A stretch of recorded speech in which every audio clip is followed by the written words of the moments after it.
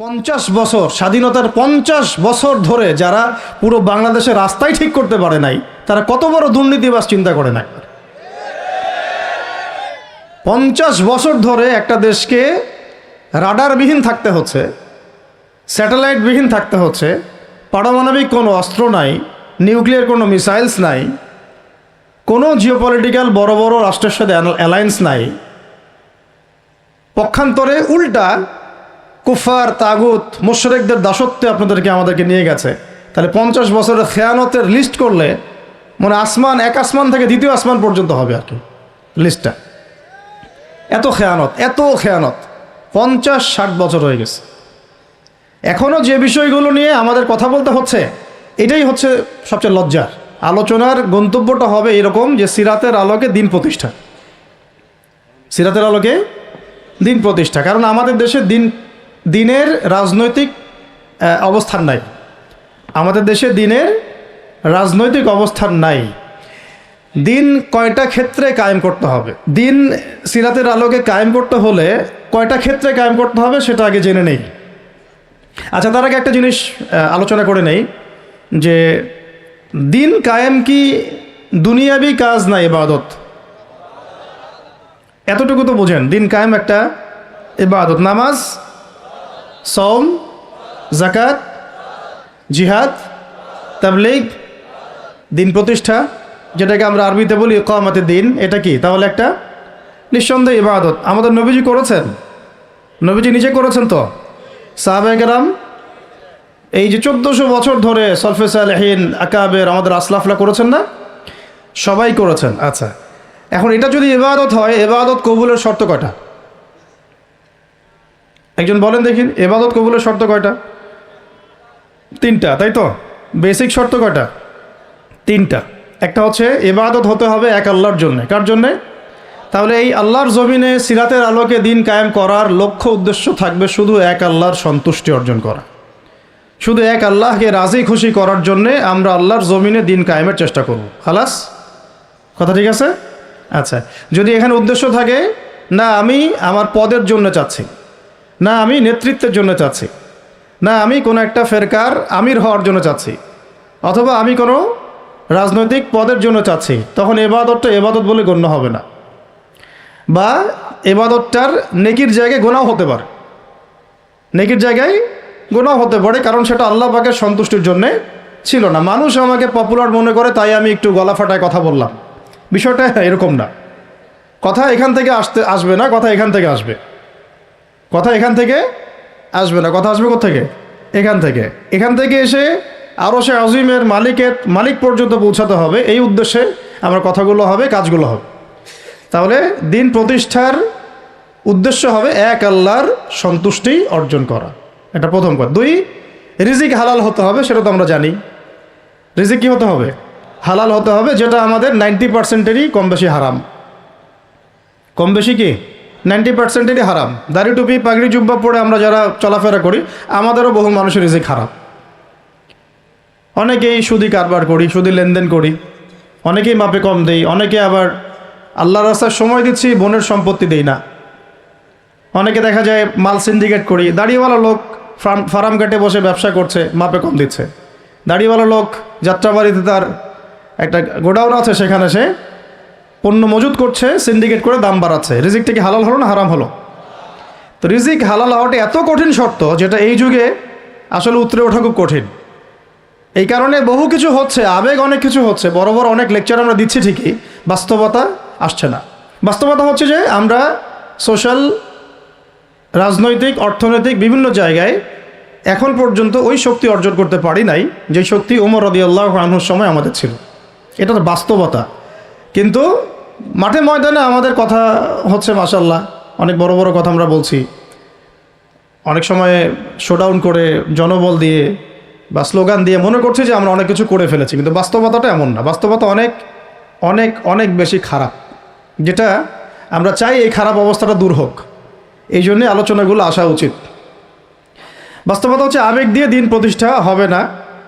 আবেগের দরকার আছে, তবে আবেগের উপরে বিবেককে স্থান দিতে হবে এবং খুব ডিপ্লোম্যাটিক হতে হবে, বাস্তবতা বুঝতে হবে, প্রজ্ঞা হিকমার সাথে আমাদেরকে আগাতে হবে। অনেক সময় মনে হচ্ছে আমাদের সংখ্যা অনেক কোটি কোটি, 12 কোটি 14 কোটি। আসল যুদ্ধক্ষেত্রেই দেখা যাবে আসলে আমাদের সংখ্যা আসলেই কত।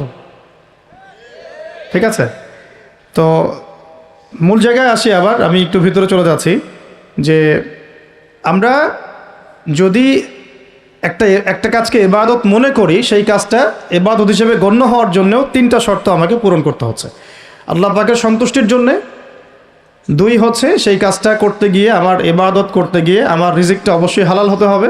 এই দুটোতেই আমরা আটকে গেছি। কিন্তু কারাগারে আমাদের ওলামায়ে কেরামগণ বসেছিলেন, তারা আলোচনা করছিলেন যে আমরা সবাই এক সেলে বসে আছি, আসলে কি সমস্যা, সবাই সমস্যা নিয়ে মোজাকারা করছেন আর কি। সমস্যাটা কি হলো?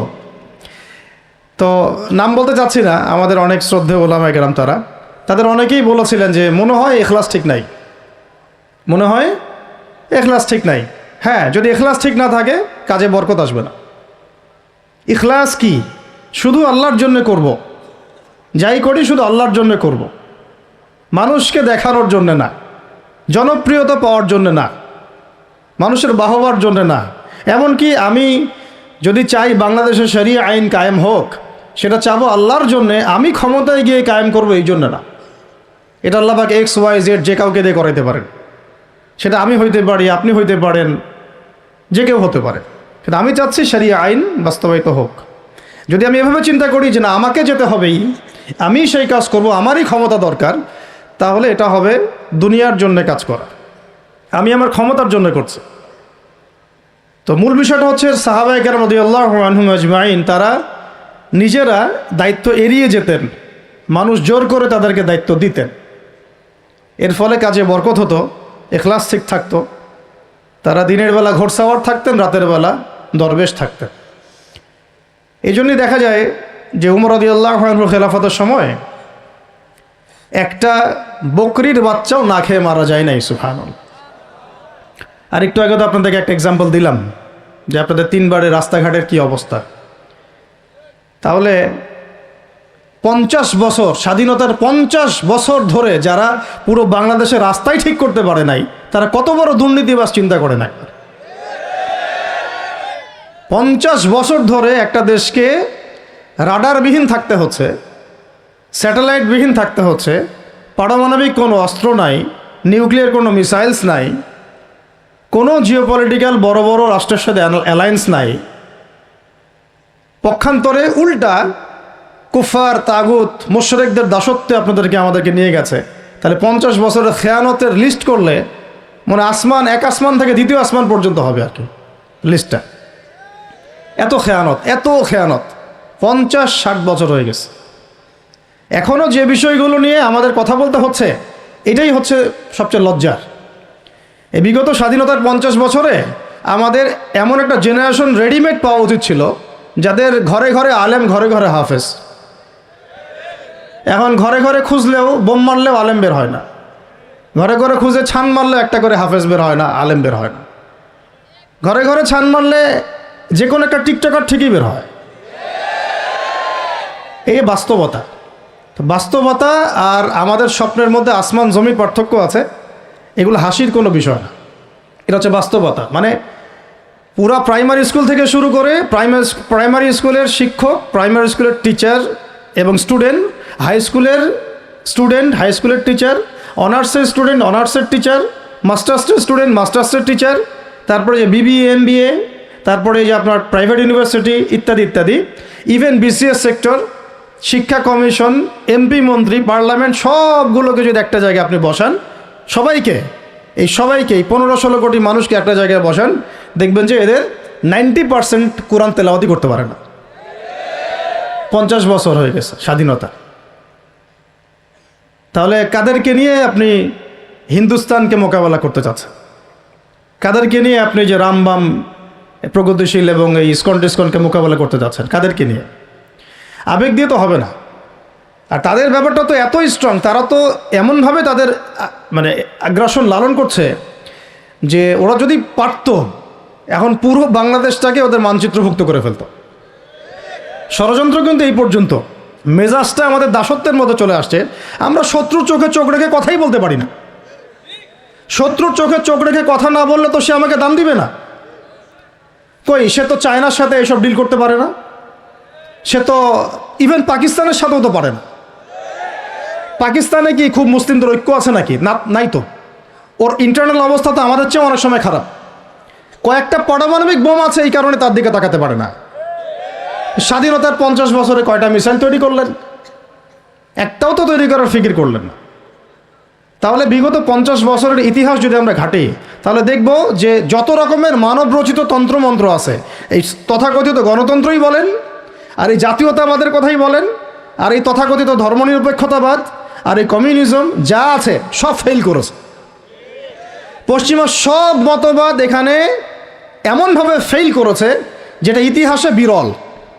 তাহলে একটা মাত্র পথ আপনাদের সামনে এখন খোলা আছে, যেই পথ দিয়ে এই সমস্ত সমস্যার সলিউশন আনা সম্ভব। সেই পথটাই হচ্ছে ওই যে লেখা আছে, সিরার আলোকে উম্মার সংকট নিরসন করা। ওই সিরাতের আলোকে যদি উম্মার সংকট নিরসন করতে না পারি, আর কোনো রাস্তা আমাদের সামনে খোলা নাই। দিন কায়েমের শর্ত 3টা বলেছেন না? 3 নম্বর শর্তটাই হচ্ছে, এটা যদি ইবাদত হয়, দিন কায়েম যদি একটা ইবাদত হয়ে থাকে, তাহলে সেই ইবাদত কবুল হবে শুধু একজন ব্যক্তির তরিকায়।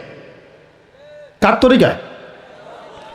মুহাম্মদ রাসূলুল্লাহ সাল্লাল্লাহু আলাইহি ওয়াসাল্লামের তরিকায়। ইবাদত হতে হবে এক আল্লাহর জন্যে, হালাল রিজিক থাকতে হবে, এবং তরিকা হতে হবে কার? মুহাম্মদ রাসূলুল্লাহ সাল্লাল্লাহু আলাইহি ওয়াসাল্লাম। তো মুহাম্মদ সাল্লাল্লাহু আলাইহি ওয়াসাল্লামের তরিকাই হচ্ছে সিরাত, যেটার মধ্য দিয়ে আমরা দিন কায়েম করবো ইনশাআল্লাহ। আর কোনো রাস্তা খোলা নাই। যত তন্ত্রমন্ত্র নিয়ে আসো, যত তন্ত্রমন্ত্র, এখন তো 4টা-5টা আছে, আরও যদি নতুন কোনো তন্ত্রমন্ত্র নিয়ে আসে, তারপরেও এই জাতির মুক্তির কোনো পথ নাই সিরাত ছাড়া। এখন আমাদেরকে আগে সিরাত পড়তে হবে ভাই, সবাইকে আগে সিরাতটা পড়তে হবে। সিরাত পড়লে পরে আপনারা বুঝতে পারবেন যে ইনশাআল্লাহ তাআলা কোন পথে আমাদেরকে হাঁটতে হবে। এখানে টপিক অনেক ডিপ দেওয়া হয়েছে, অত ডিপে গেলে আমাদের সারা রাত চলে যাবে। আমি শুধু ভাষা কয়েকটা পয়েন্ট বলতেছি, একটু মনোযোগ দেন। নবী সাল্লাল্লাহু আলাইহি ওয়াসাল্লাম যখন থেকে কাজ শুরু করেছেন, কাজ বলতে আমি দাওয়াতের কাজ বোঝাচ্ছি, তখনকার সমাজটা কিন্তু আমাদের মতো এতটাও মানে কমফোর্টেবল ছিল না। একটা অমুসলিম রাষ্ট্রে তিনি দাওয়াতের কাজ শুরু করেছেন। মক্কা কি ছিল? একটা মুসলিম রাষ্ট্র না অমুসলিম রাষ্ট্র?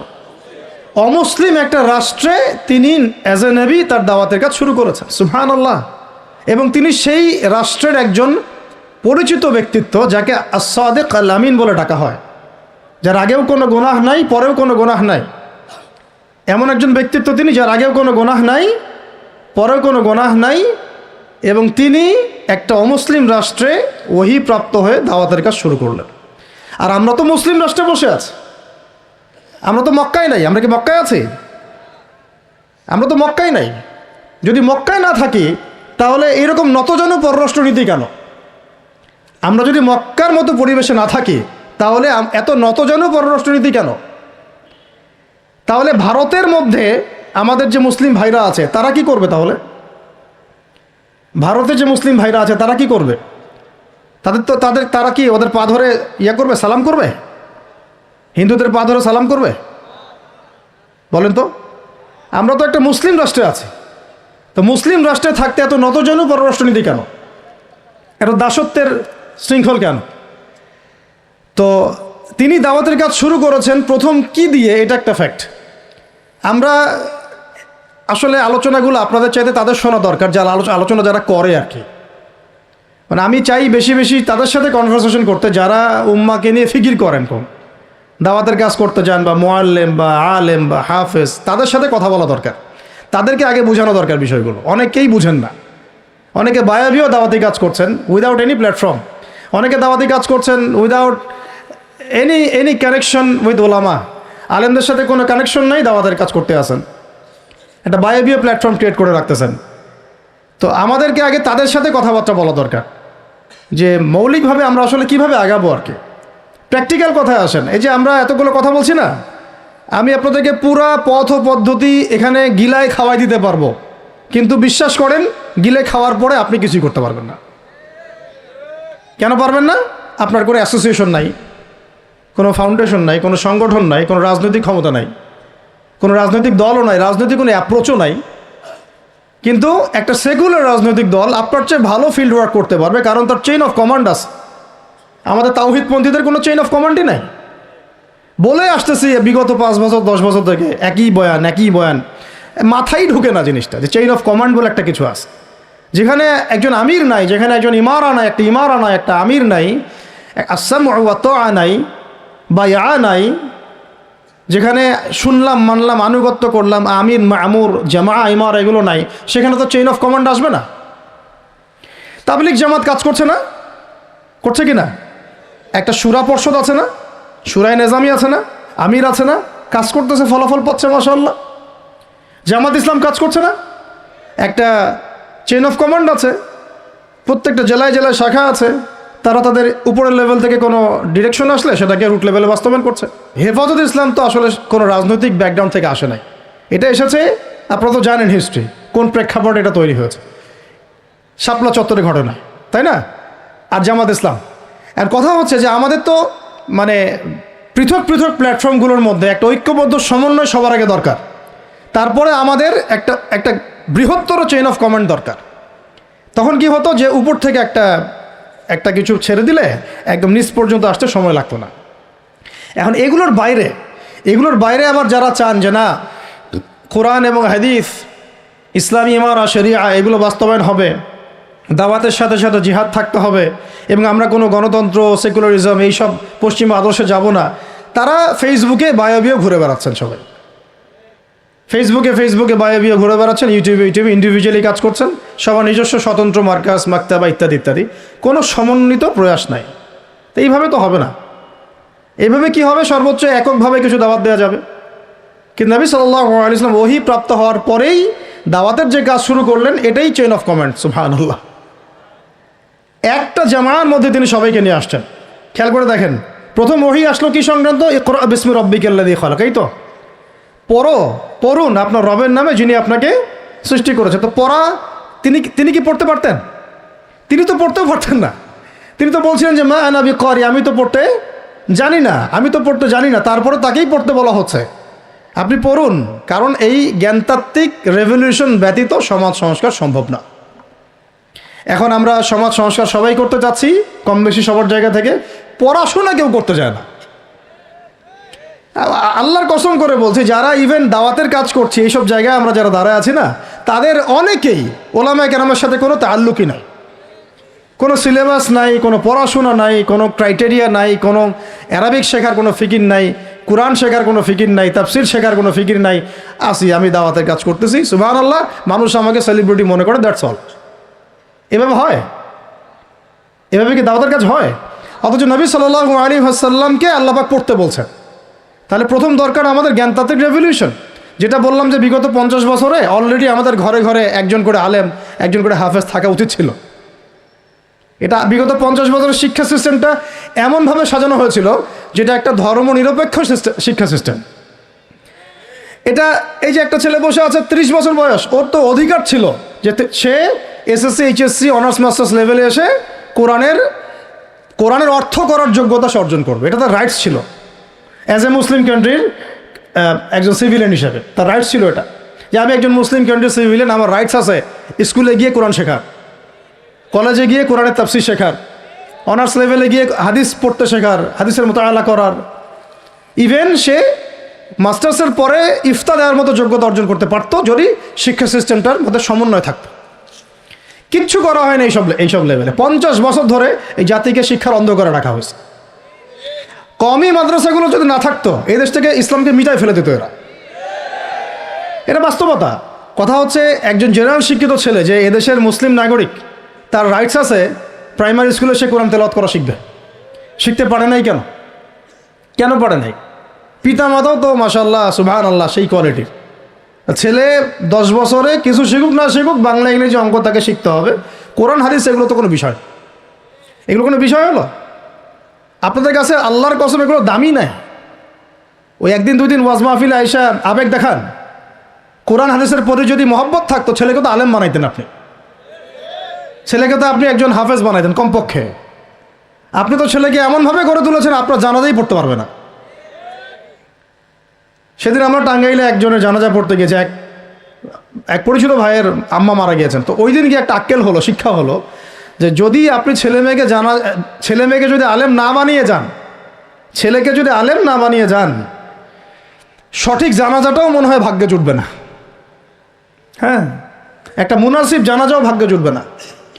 তো আমাদের এই স্কুল কলেজ পড়ুয়া ছেলে মেয়েদের রাইটস ছিল এগুলো শিখতে পারে নাই। অনার্সে পড়ে তার বয়স কত? 20 থেকে 25 বছর। 25 বছরে সে 25টা সূরা জানে না, 25টা সূরার নামই জানে না, 25টা সূরার নাম বলতে পারে না। কোরআন বিধান কায়েম করতে আসছেন আপনি, সুবহানাল্লাহ, 25টা হাদিস বলতে পারেন না, 25 জন নবীর নামও বলতে পারে না। ইভেন আমাদের নবী সাল্লাল্লাহু আলাইহি ওয়াসাল্লামের সিরাতের জীবনীটা, পাতলা কিতাবটাও সে কখনো জীবনে পড়ে দেখে নাই। এই অবস্থা মাস্টার্সেও বিসিএসেও সব জায়গায় একই চলছে। বিসিএসের যে ভাইবা হয় সেখানে কি ইসলাম ধরা হয়? বিসিএসের ভাইবা যখন হয় তখন তাকে কোরআন তেলাওয়াত জিজ্ঞাসা করা হয়? তাহলে আপনি কোরআন তেলাওয়াত করতে পারেন না, রাষ্ট্র চালাবেন কীভাবে? কোরআনের সাথে কোনো তাল্লুক নাই। তার মানে আপনাদের কনসেপ্ট হচ্ছে রাষ্ট্র আলাদা, কোরআন আলাদা, মানে রাষ্ট্র চালাতে কোরআন লাগে না, আপনার কনসেপ্ট এটাই। হ্যাঁ, না হলে তো কোরআনটা আপনি আনতেন সিলেবাসে, তাফসির আনতেন, হাদিস আনতেন, সিরাত আনতেন। আপনার কনসেপ্ট হচ্ছে রাষ্ট্র আলাদা, কোরআন আলাদা, হাদিস আলাদা, এগুলো পড়াশোনা আলাদা, ব্যাংকিং সিস্টেম, ইকোনমিক্স আলাদা, ইসলাম আলাদা, তাই না? রাজনীতি আলাদা, ইসলাম আলাদা, তারপরে সংস্কৃতি আলাদা, ইসলাম আলাদা, শিক্ষানীতি আলাদা, ইসলাম আলাদা। এই কনসেপ্ট হচ্ছে এদেশের 90% মানুষের কনসেপ্ট। এরা সবাই শিরকের মধ্যে আছে, আল্লাহর কসম করে বলতেছে, এরা সবাই শিরকের মধ্যে আছে। এরা সবাই ধর্মনিরপেক্ষ, সেকুলার। এই বাদ দিয়ে আমরা যারা দাড়ি টুপিওয়ালা কিছু মানুষ আছি, আমরা একটু মৌলবাদী চিন্তা করি আর কি। আমরা চিন্তা করি যে ইসলাম ব্যক্তিগত জীবনেও থাকবে, সংস্কৃতির মধ্যেও থাকবে, শিক্ষানীতিতেও থাকতে হবে, অর্থনীতিতেও থাকতে হবে, ইভেন রাজনীতির মধ্যেও থাকতে হবে। এই কনসেপ্টটা না আসলে এখনো মুসলমান হনই নাই। এই কনসেপ্টটা না আসা মানে এখন পর্যন্ত কালিমা লা ইলাহা ইল্লাল্লাহ এটা বুঝেনই নাই আপনি, মুখে পড়েছেন, দ্যাটস অল। এই কারণেই তো লা ইলাহা ইল্লাল্লাহ পড়ার পরেও মোদির পা চাটান বসে বসে। এই কারণেই, কারণ ওই লা ইলাহা ইল্লাল্লাহ তো আপনাকে ওটা শিখাই নাই, যে আপনি এক আল্লাহর সার্বভৌমত্বের স্বীকৃতি দেন নাই। তো এই হলো সমস্যাগুলো। তো সমস্যার গোড়ায় অনেক কথা আছে।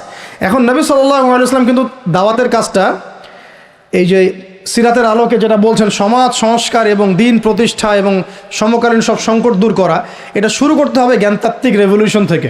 পড়াশোনা করা শুরু করে দেন, আদারওয়াইজ আপনাদের সামনে ধ্বংস ছাড়া কিচ্ছু বাকি নেই। কী পড়াশোনা করবেন?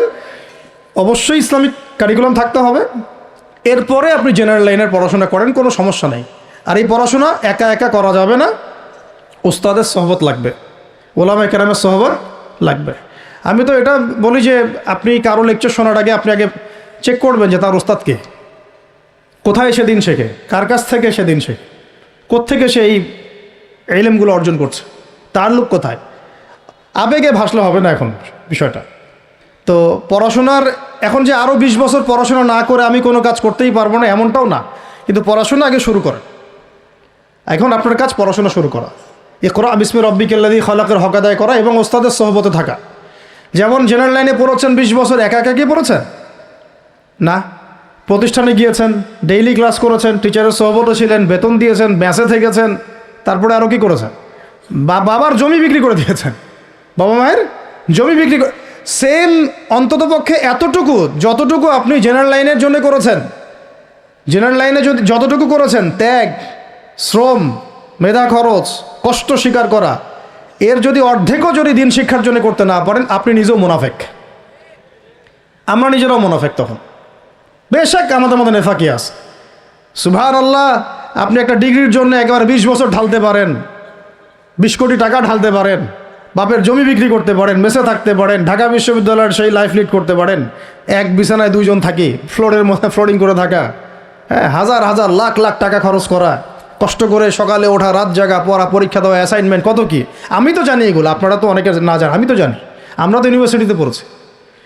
তো এই পরিশ্রমগুলো আপনি করছেন অনলি ফর একটা সার্টিফিকেট আর একটা চাকরির জন্যে, আর এর 10% কেন 5% আপনি করতে চান না দিনী শিক্ষার জন্যে। তো আমি মুনাফেক না হলে এই পৃথিবীতে আর মুনাফেক কে আছে?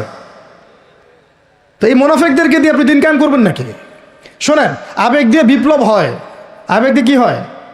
আবেগ দিয়ে বিপ্লব হতে পারে, আবেগ দিয়ে শরিয়া খিলাফা কায়েম হয় না। আবেগই হয়ে একটা বিপ্লব হতে পারে, কিন্তু আবেগ দিয়ে শুধু আবেগ দিয়ে শরিয়া খিলাফা কায়েম হবে না। শরিয়া খিলাফা কায়েম হয়েছে কাদের হাতে? সাহাবিদের হাতে। কাদের হাতে? আমাদের জিন্দেগি যখন সাহাবিওয়ালা হবে তখন শরিয়া কায়েম হবে। চাল পড়াশোনা করে না, সাহাবিওয়ালা জিন্দেগি কীভাবে যাপন করবে? ওলামায়ে কেরামের সাথে তাআল্লুক নাই, সাহাবিওয়ালা জীবন কীভাবে যাপন করবে? নামাজের ঠিক নাই, সাহাবিওয়ালা জীবন হইল কীভাবে? কোরআন তেলাওয়াত করতে পারেন না, সাহাবিওয়ালা জীবন হইল? দিনের জন্য আমর বিল মারুফ নাহি আনিল মুনকারের কাজ নাই, ওই যোগ্যতাও নাই, তাহলে সাহাবিওয়ালা জীবন হইল কি? চেহারা সুরতের মধ্যে ইসলাম নাই, সুন্নতের প্রতি পাবন্দি নাই, সাহাবিওয়ালা জিন্দেগি হলো কি? সাহাবিদের হাতে বদর যুদ্ধ হয়েছে, জয়লাভ করেছে। উহুদ প্রায় জিতেইছে, এটা জিতেই বলা যায়, সাময়িক বিপর্যয় হয়েছে। খন্দক, খায়বার, মোতায়ার মুখ কাঁপিয়ে দিয়েছে কারা? সাহাবিরা। তো সাহাবিওয়ালা ইমান, সাহাবিওয়ালা আমল, সাহাবিওয়ালা আখলাক, সাহাবিওয়ালা মেহনত হলে পরে বাংলার মাটিতে দিন কায়েম হবে ইনশাআল্লাহ। না হওয়া পর্যন্ত এই লাভঝাপ করতে থাকা, আজকে এই বিষয়ে কালকে ওই বিষয়ে, আজকে এই ইস্যু কালকে এই ইস্যু, এগুলোই চলতে থাকবে। আমরা এটা চাই না।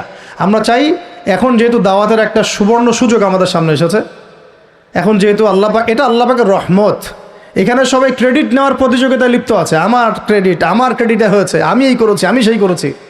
এখন তো এমন দেখা যাচ্ছে যে ওই সময় কিছু বলেও নাই, সেও এসে এখন প্রধান উপদেষ্টার পাশ আটতেছে বসে বসে। কি সুবহানাল্লাহ! মানে রক্ত দিল এক ভাই, মানে বছরের পর বছর কারাগারে পচে মরল একদল, বছরের পর বছর, দিনের পর দিন, মাসের পর মাস আয়না ঘরে ধুকে ধুকে মরল আর একদল। ঠিক আছে, বললাম তখন থেকে বের হলে কেউ সুস্থ থাকে না। বছরের পর বছর মামলা মোকদ্দমা হচ্ছে একদল, এক একজনের ঘাড়ে 3টা 4টা 5টা 10টা 20টা করে মামলা। হ্যাঁ, তারপরে বছরের পর বছর এই ফ্যাসিজমের বিরুদ্ধে দাঁড়ানোর কারণে দেশ থেকে বিতাড়িত হয়েছে একদল, হয় নাই? শাপলা চত্বরে রক্ত দিয়েছে আর একদল। তারপরে এই ছাত্র ভাইদের হাজার হাজার পঙ্গু হয়ে পড়ে আছে বিভিন্ন জায়গায় আর একদল, আর শত শত মানুষ রাস্তায় প্রাণ দিল আর একদল, আর উড়ে এসে জুড়ে ক্ষমতায় বসলো আর একদল। সার্কাস চলতেছে। শুরুটা করবেন একবার ইখলাস ঠিক রাখা, দিন কায়েম করব সিরাতের পদ্ধতিতে। অন্য কোনো পদ্ধতি আছে? আব্রাহাম লিঙ্কনের পদ্ধতি চলবে? কার্ল মার্কসের পদ্ধতি চলবে? ওই চীনের মাও সেতুংয়ের পদ্ধতি চলবে? ওই ইতালির মুসোলিনির পদ্ধতি চলবে? কার পদ্ধতিতে দিন কায়েম করব? একমাত্র মুহাম্মদ রাসূলুল্লাহ সাল্লাল্লাহু আলাইহি ওয়াসাল্লামের শেখানো সিরাতের সুন্নতেই আগাতে হবে। এখন আগাতে গিয়ে প্রথম কাজ আপনার আমার কি? ইখলাস ঠিক রাখা, রিজিক হালাল করা, নবীর তরিকা ফলো করা, তারপরে দিনের ইলম অর্জন করা। একা একা ইলম অর্জন করবেন? ওলামায়ে কেরাম খুঁজে বের করবেন। ওলামায়ে কেরাম সব জায়গাতেই আছে, আলহামদুলিল্লাহ, এটা আমাদের সৌভাগ্য। আর আপনি দেখবেন যে কারা নিজেদেরকে জাহির করে না, মুহাক্কিক ওলামায়ে কেরাম নিজেকে জাহির করেন না। হকপন্থী ওলামায়ে কেরাম যারা, তারা নিজেদেরকে এভাবে জাহির করেন না, এজহার করেন না যে আমি এত বড় পণ্ডিত, আসো আমার কাছে, এইভাবে তারা কথা বলেন না। তা বরং তারা নিজেদেরকে আড়াল করে চলেন, তারা বিনয়ী হন। এবং আপনারা দেখবেন না যে আহলে ফেসবুক ওয়াল জামায়াতের মধ্যে কার পপুলারিটি বেশি, এইটা দেখতে যাবেন না। আপনারা দেখতে যাবেন বড় বড় ওলামায়ে কেরাম কার পিছনে ছোটেন। মুহাক্কিক আলেম খুঁজবেন কীভাবে? আপনি দেখবেন না যে অমুক ভাই তমুক ভাই, আমাদের এই ভাইরা কার পিছনে ছোটে, বরং আপনি দেখবেন যে হ্যাঁ, বড় বড় ওলামায়ে কেরামগণ কার পিছনে ছোটেন, এবং সেই মূল উৎস থেকে জ্ঞান অর্জন করার চেষ্টা করবেন ইনশাআল্লাহ। তৌফিক দান করেন, আমিন। এটা ছাড়া আপনারা জ্ঞান অর্জন হবে না, এবং জ্ঞানের সাথে যে আদব সেটাও শিখতে পারবেন না, আদবের সাথে তাআল্লুক হচ্ছে তাসাউফের, সেটাও শিখতে পারবেন না, এবং এই তাজকিয়া অর্জন হবে না। আল্লাহ পাক আমাদেরকে তাজকিয়া অর্জন করে তৌফিক দান করেন। ইলম শিখবো, তারপরে কাজ হচ্ছে আমাদের আমল বাড়িয়ে দেওয়া। আল্লাহ নবী সাল্লাল্লাহু আলাইহি ওয়াসাল্লাম সাহাবায়ে কেরামকে শুধু জ্ঞান শিখতেন নাকি আমলও করতেন? সবচেয়ে বেশি পরহেজগার ব্যক্তি কে এই উম্মতের মধ্যে বলেন? আমাদের নবী সাল্লাল্লাহু আলাইহি ওয়াসাল্লাম। হ্যাঁ, তিনি তো অবশ্যই। তারপরে আবু বকর রাদিয়াল্লাহু আনহু, ওমর ইবনুল খাত্তাব, আলী ইবনে আবি তালেব, উসমান বিন আফফান রাদিয়াল্লাহু আনহু আজমাইন, প্রত্যেক সাহাবী। তো সাহাবীদের আমল একটু দেখেন, সারাদিন রাত তারা কেমন কি করতেন, কিভাবে কাটাতেন। আমরা আমাদের দিনের একটা বড় অংশ অপচয় করি, নষ্ট করি। তারা সময় নষ্ট করতেন না, বরং তারা প্রত্যেকটা সময়কে কাজে লাগাতেন। প্রত্যেক দিন একদিন ওই হাদিসটা আপনারা তো জানেন, একদিন নবী সাল্লাল্লাহু আলাইহি ওয়াসাল্লাম বললেন, আজকে জামাতের সাথে নামাজগুলো পড়েছে কে? আবু বকর রাদিয়াল্লাহু আনহু হাত তুললেন, আমি পড়েছি। আজকে সদকা করেছে কে? আমি। আজকে সওম রেখেছে কে? আমি। আজকে জানাজায় শরীক হয়েছে কে? আমি। এরকম অনেকগুলো আমলের কথা নবীজি বলেন, সবগুলোই দেখা গেল আবু বকর রাদিয়াল্লাহু আনহু করেছেন। সুবহানাল্লাহ, একদিনে সব আমল। এভাবে তারা দিন কাটাতেন। আপনি আর আমি যদি জুমার দিনে মসজিদে আসি তাহলে তো সমস্যা ভাই, আমাদের দ্বারা তো হবে না। আল্লাহ পাক আমাদেরকে যেন ইসলাহ করার তৌফিক দান করেন, আমিন।